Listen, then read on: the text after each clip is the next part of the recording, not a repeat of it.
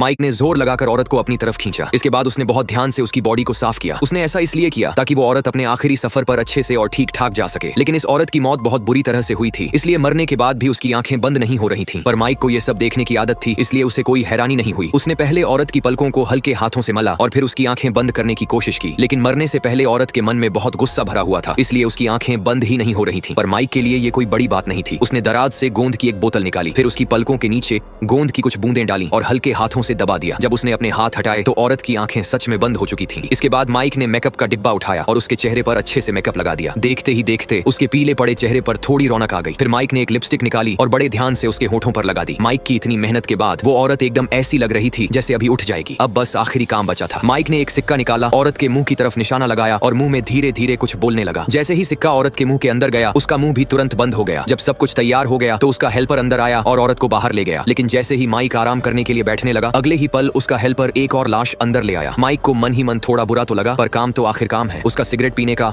और मन था, फिर भी उसने अपनी सिगरेट बुझा दी और काम करने के लिए उठने ही वाला था कि तभी अगले ही पल कुछ गड़बड़ हो गई।